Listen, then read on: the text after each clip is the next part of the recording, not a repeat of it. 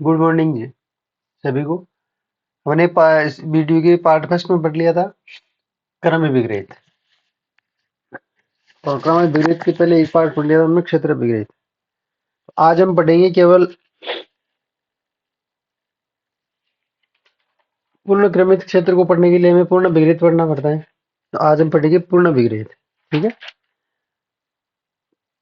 तो देखो पूर्ण विपरीत पढ़ने के लिए हमें सबसे पहले दो तीन आते हैं नियम, वो जानने पड़ते हैं। तो उसको देखो, मैं सबसे पहला आता है हमारा ऊपरी परिबंध।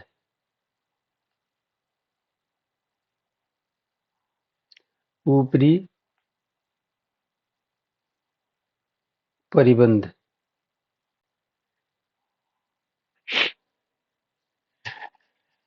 ये ऊपरी परिबंध क्या होता है? माना कोई समुच्चय है, मैं ले रहा हूँ, माना कोई समुच्चय एस है और उसमें एस में अवयव हैं 1 2 3 4 और 5। तो ऊपरी परिबंध का मतलब ये होता है कि किसी भी समुच्चय का उच्चतम अवयव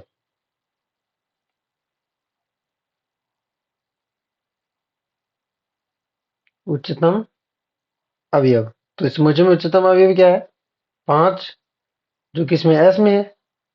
तो अतः इसका ऊपरी परिबंध है। अब ऊपरी परिबंध 5 से शुरू होगा, मतलब सबसे छोटा ऊपरी परिबंध 5 होगा, इसका ऊपरी परिबंध होगा। अतः ऊपरी परिबंध, इसका ऊपरी परिबंध होगा 5 6 7 8 9, जैसे आगे चलता जाएगा। ये है इसमें ऊपरी परिबंध। ऊपरी परिबंध क्या है? किसी भी समुच्चय में ऊपर का, मतलब सबसे ऊंचा अवयव, ऊंचा अवयव होता है।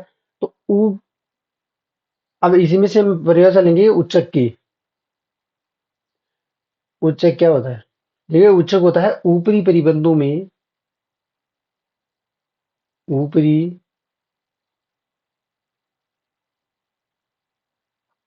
परिबंधों में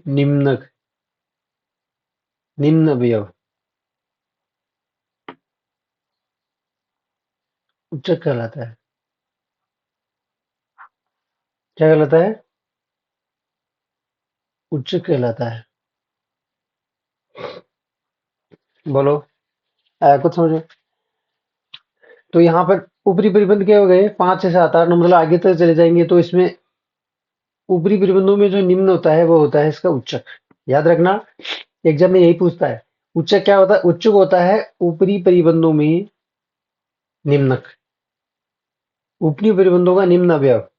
ये निम्न अवयव याद रखना, क्योंकि लगभग निम्नक होता है उसको इसी से रिलेट कर देते हैं। अब दूसरा देखो, अभी यही पढ़ लेते हैं हम। निम्नक, निम्नक या निम्न परिबंध। निम्न परिबंध, देखिए निम्न परिबंध क्या होता है? मैं वही समुच्चय लेता हूँ, माना कोई मैं ऐसा समुच्चय ले लिया और इसमें अवयव हैं 1 2 3 4 और 5।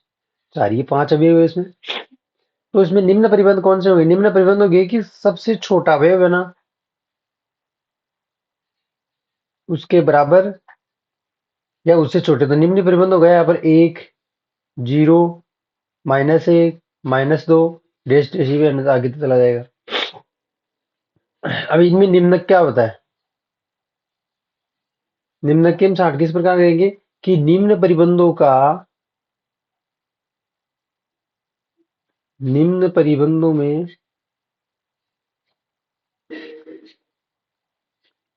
निम्न परिबंधों का उच्चतम अवयव, निम्न परिबंधों का उच्चतम अवयव, निम्न परिबंधों का उच्चतम अवयव, जो छोटे परिबंध होते हैं उसका उच्चतम अवयव। तो बस ध्यान यही रखना है। एग्जामिनर यहाँ पर कंफ्यूज करता है कि ऑप्शन में देता है निम्नलिखित में से निम्नक होता है। तो निम्नक में हम क्या करते हैं कि निम्न अवयवों का निम्न परिबंध कर देते हैं, बल्कि निम्न परिबंध नहीं होता है, निम्न। देखिए निम्नक तो निम्नक तो होता है निम्नक निम्नक तो होता है निम्न का उच्च, और उच्चक होता है उच्च का निम्न, उच्च का निम्न। इस प्रकार आप याद कर सकते हो उसको। निम्नम निम्न, निम्नक निम्न का उच्च, और उच्चक उच्च का निम्न। समझ गए? अब आगे चलते हैं हम। एक एग्जांपल लेते हैं जो लगभग बार हर एग्जाम में पूछा जा रहा है, और उसे हमें समझ में भी आ जाएगा कि ये जो निम्न और उच्च किस प्रकार समुच्चय से किस प्रकार निकालते हैं।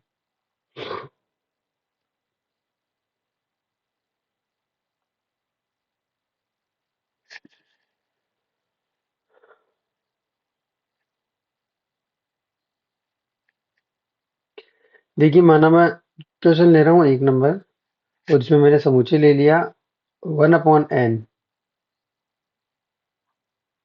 n belongs to capital N। Set का निम्नक व उच्चक ज्ञात करो।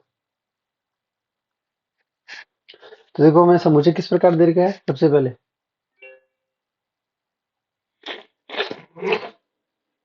हमें इससे समुच्चय दे रखा है 1/n प्रकार का, जहाँ पे n क्या है, नेचुरल संख्या है। तो हमारा जो समुच्चय क्या हो गया, 1, 1/2, 1/3, 1/4, 1/5, ये डैश डैश आगे तक चला जाएगा। आप देखो, लास्ट की या जो अंतिम लिमिट होती है उसको हम n टेंस टू लिमिट होते कर दें। देखिए, n बराबर लिमिट कभी कभी नहीं होता है। n बराबर लिमिट हम अनंत रख ही नहीं सकते, क्योंकि अनंत नाम की कोई संख्या नहीं होती। तो हम रखेंगे यहाँ पर n को टेंस करेंगे इनफाइनाइट की तरफ। तो इनफाइनाइट की तरफ तो हमें पता है 1 हम इनफाइनाइट करेंगे तो आ जाएगा 0। ध्यान रखना, कई बार यही भी एग्जाम में पूछा गया है, 1/इनफाइनाइट की वैल्यू क्या होती है, 0 होती है। तो 1/इनफाइनाइट 0 आ जाएगा, तो हमारा ये 0 लास्ट अवयव 0 आएगा। मतलब ऐसे भी हमें पता चला, देखो 1 से सभी संख्याएं छोटी होती जा रही है, तो ये अंत में जाएगी 1 के पास ही सॉरी, शून्य के पास ही। तो अंत का अवयव हमारा शून्य है, लेकिन याद रखना, इस शून्य को समुच्चय में शामिल नहीं करेंगे। सबसे बड़ी बात है, याद रखने की बात है, शून्य को समुच्चय में शामिल नहीं करेंगे। किसको? शून्य को। एक बार याद रखना, अभी हम लिख ही देते हैं कि n बराबर इनफाइनाइट करने के ऊपर अगर कोई समुच्चय होता है ना, तो उसको हम समुच्चय में शामिल नहीं करेंगे। उसको हम समुच्चय में शामिल नहीं करेंगे। देख लो,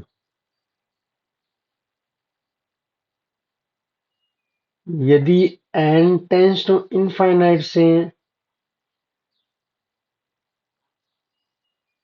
जो अवयव मिलता है ना,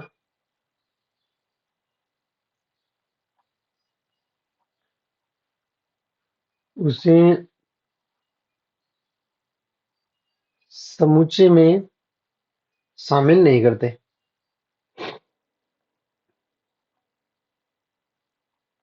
तो अब देखो, हमारे पास समुच्चय कौन सा था? हमारे पास समुच्चय था 1/n वाला टाइप का समुच्चय था, जिसमें देखो, इसमें उच्चक क्या है भाई, जितने भी जो परिबंध है इसमें उच्चक क्या है? उच्चक एक, सबसे बड़ी संख्या एक है, तो इसमें उच्चक तो क्या आ गया? एक। निम्नक क्या है? निम्नक क्या है? निम्नक शून्य है। भाई, अंत में कोई भी संख्या जाती है वो शून्य के पास आके इकट्ठी तो इकट्ठी हो जाएगी, तो इसे शून्य बोलते हैं। लेकिन निम्नक क्या है, वो क्या है? इसमें अवयव के अंतर्गत नहीं है, क्योंकि ये इनफाइनाइट लेकर बनाया हुआ है। गुप्त राज की बात है, ये इनफाइनाइट लेकर बनाया हुआ है। क्या? निम्नक है, तो निम्नक समुच्चय में नहीं होगा। मतलब निम्नक समुच्चय में नहीं होगा।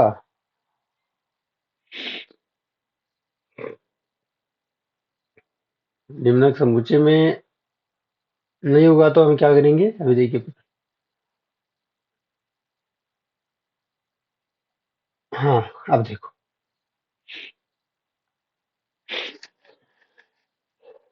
अब निम्नक समुच्चय में नहीं होगा, तो ये समुच्चय क्या होगा? देखिए, समुच्चय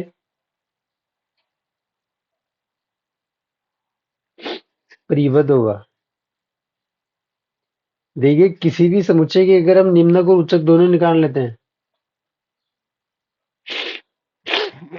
क्या करते हैं, समुच्चय के निम्नक और उच्चक दोनों निकाले तो वो समुच्चय परिबद्ध हो जाता है। परिबद्ध है, परंतु हमें पता है कि हमने n का मान 0 रख अगर समुच्चय का निम्नक निकाला है, तो n है वो समुच्चय में नहीं है। n क्या है, समुच्चय में नहीं है। इस वजह से हम क्या कहेंगे कि जो समुच्चय है वो अपरिबद्ध है। क्या है समुच्चय, सॉरी, अपरिमित है। परिमित नहीं है, अपरिमित है। बोलो यहाँ तो कुछ पूछना। सबसे पहले मैं 1/n दे करके सेट का निम्न को उच्च ज्ञात करने के लिए निम्न परिबंध उच्च परिबंध निकालने हैं। फिर लास्ट का पद निकालना है n टेंस टू इनफाइनाइट। अगर किसी भी समुच्चय में n टेंस टू इनफाइनाइट करते हैं और जो वैल्यू आती है वो समुच्चय के अंदर से विद्यमान नहीं होगी। ठीक है, क्योंकि हम n टेंस टू इनफाइनाइट करके निकालते हैं। जो किसी भी संख्या को n टेंस टू इनफाइनाइट करके निकाला जाता है ना, तो वो संख्या समुच्चय में नहीं आती। तो देखो 1/n का उच्चक तो क्या हो गया, उच्चक तो गया इसका 1 और निम्न क्या हो गया, 0। समझ गए।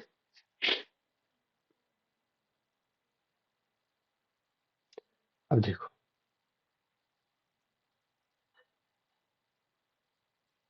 आगे देखते हैं हम।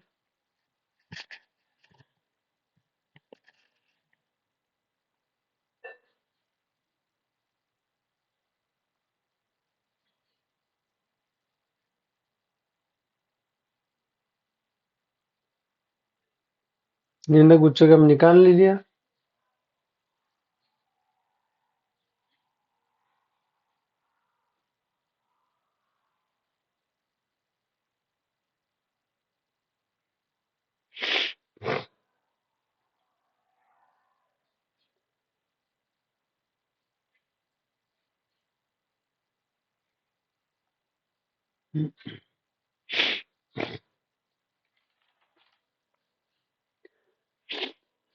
अब देखो एक छोटी सी परिभाषा है परिबद्ध सेट की।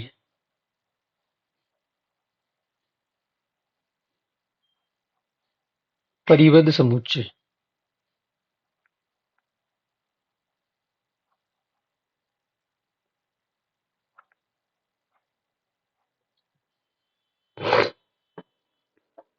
देखिए समुच्चय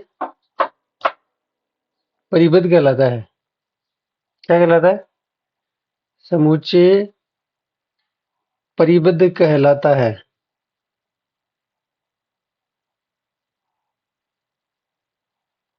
परिबद्ध कब कहलाएगा, कि समुच्चय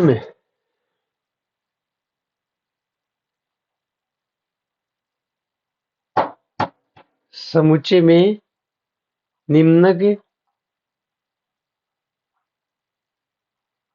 और उच्चक दोनों विद्यमान हो, दोनों विद्यमान हो। मतलब एक संख्या ऐसी मिल जानी चाहिए कि सारी संख्या उससे छोटी हो, एक संख्या ऐसी मिल जानी चाहिए जो सारी संख्या बड़ी हो। तो इस समुच्चय को हम क्या कहते हैं, परिबद्ध सेट। अब देखो दो प्रमेय है। प्रमेय एक, परिमित समुच्चय होता है ना, परिमित समुच्चय वो हमेशा परिबद्ध होता है। परिमित समुच्चय परिबद्ध होता है।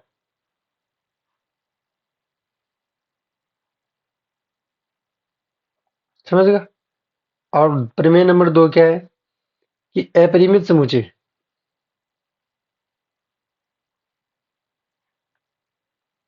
अपरिमित सेट परिमित भी हो सकता है, सॉरी परिबद्ध हो सकता है, अपरिबद्ध हो सकता है।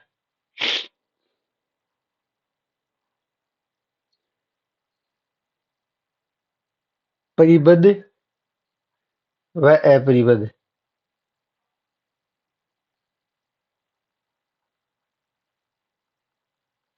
हो सकता है। समझ गए? परिमित समुच्चय होता है वो परिबद्ध भी हो सकता है, अपरिबद्ध भी हो सकता है। तो अब हमने जो पढ़ा है निम्नक पढ़ लिया, निम्न परिबंध पढ़ लिया, उच्च परिबंध पढ़ लिया, निम्नक पढ़ लिया, उच्चक पढ़ लिया, परिबद्ध समुच्चय परिभाषा पढ़ ली। अब हम नेक्स्ट वीडियो में पढ़ेंगे पूर्ण विग्रहित। पूर्ण विग्रहित क्या होता है? एक गुणधर्म होता है आर्किमिडियन गुणधर्म, उसको भी हम आसानी से पढ़ेंगे। तो आज के लिए बहुत बहुत धन्यवाद।